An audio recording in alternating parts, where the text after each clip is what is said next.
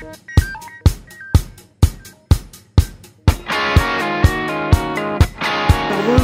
Comment êtes-vous arrivé au fitness? Vas-y, Teddy. Comment je suis arrivé au fitness? Question piège, ouais. Faire hyper gaffe. Grâce à la planche à voile. Donc, la planche à voile m'a demandé de faire un petit peu de préparation physique. Donc, comme tout le monde, hein, je pense, j'étais dans une salle de musculation, je voyais bouger tout le monde dans la salle de cours, la musique, tout ça. Ça m'a plu, je suis rentré en tant que pratiquant. Petit à petit, je me suis dit pourquoi pas. Ma foi, je me suis retrouvé comme un poisson dans l'eau, donc tant mieux. Voilà. D'accord, merci. Et toi, Guillaume? Moi, tout à fait par hasard en fait. Je suis rentré au Krebs un peu comme ça. Non, mais par hasard, c'est vrai en plus. J'aimais bien la prépa physique, j'ai fait du sport au haut niveau pendant quelques années. Et puis voilà, je voulais un peu, on va dire, théoriser cette expérience que j'avais du sport. Et je suis rentré sur le step. Voilà, et puis avoir des méthodes d'entraînement surtout. Et puis en fait, j'ai découvert le fitness, tout le step, le LIA et tout ça. Et puis je suis accro. D'accord. Alors, tu préfères faire quoi comme cours, des cours de step ou des cours de high-low, aéro, etc. À vrai dire, j'ai pas de préférence, ça dépend des moments de la semaine. Il y a des fois j'ai plus d'inspiration en step, des fois plus d'inspiration en LIA. Après bon, le hip-hop, tout ça, j'en fais plus. Mais j'ai pas vraiment de préférence, ça dépend des moments. Je suis des fois plus inspiré pour l'un ou pour l'autre. Voilà. Et toi? Idem. Non, c'est pareil, j'ai des phases où je suis plus inspiré en step et après des fois j'ai... Pierre, vas-y. Mais c'est bon. Et des moments où en LIA ou en LIO, une petite touche pour le LIA pour moi. Allez, ouais. Des fois une petite touche pour le LIA. Il y a plus de liberté en LIA, je trouve. Ouais. Le step, t'es un peu forcé quand même de rester sur du step, voilà, comme son nom l'indique. Et sinon, en LIA, plus de liberté dans les mouvements, donc... Faut couper ça, faut pas laisser. On verra. Merci. Alors, question suivante. Quel est ton présenteur préféré en mec et en nana? En mec, bon, j'en ai fait plusieurs, hein, mais bon, c'est vrai que j'ai toujours plus accroché avec Lionel parce que c'est le personnage qui me plaît déjà. Là, après, en garçon, pour en citer d'autres, moi j'ai beaucoup aimé Gilles Lopez aussi, en italien. Après, en fille, c'est vrai que au début, à l'époque, j'aimais bien Audrey Fourcade, j'aime toujours d'ailleurs, mais récemment, c'est vrai que j'aimais bien Jessica, j'aimais bien... Agnès.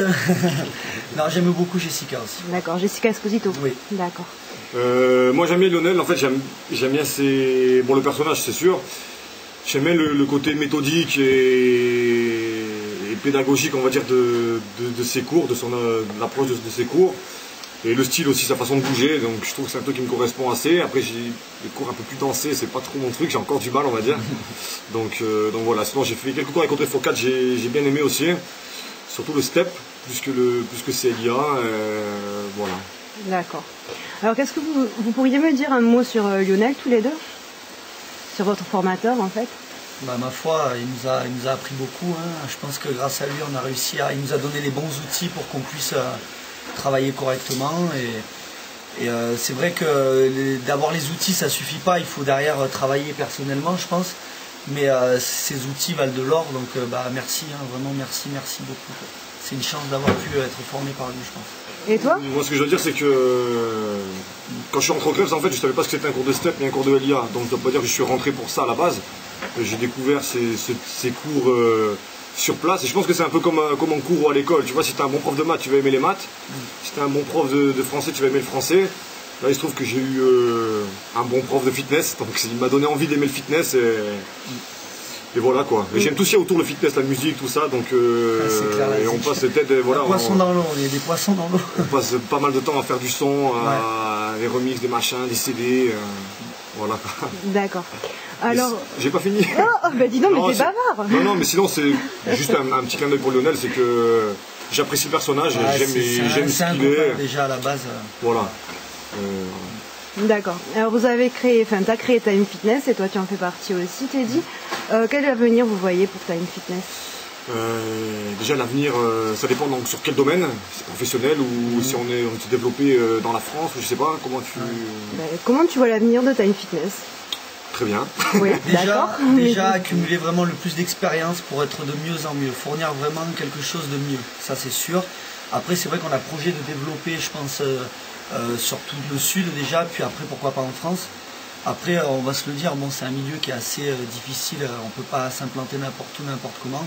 Donc déjà faire mieux, trouver une bonne équipe d'intervenants, je pense qu'on en a déjà pas mal.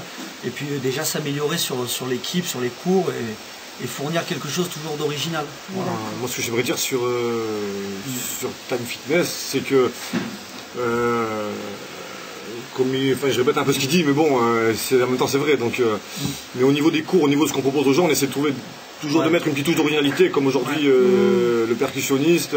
Ça peut être une soirée à thème, soirée blanche, White Time Fitness. Il y a pas mal de gens qui ont participé à ces événements. D'ailleurs, aujourd'hui, on est vachement recopié sur la White Night, donc on pourrait oublier quand même que c'était nous qui avons lancé le truc. À la base, ouais. C'est sûr.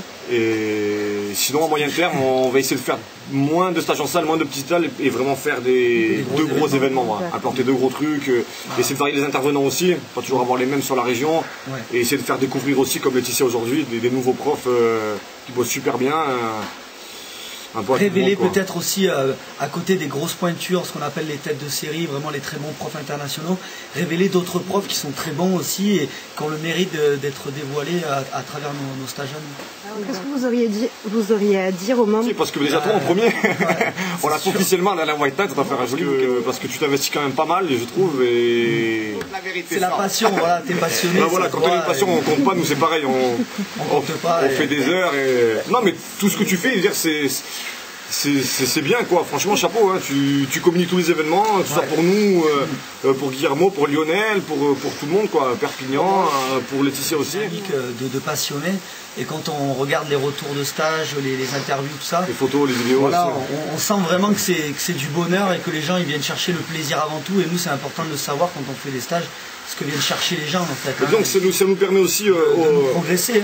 Au-delà de ça, de nous remettre en question au niveau de nos prestations par rapport à nous, nos cours ou ce qu'on propose. Voilà. C'est une manière on a besoin de savoir ce que veulent et ce que ressentent et grâce à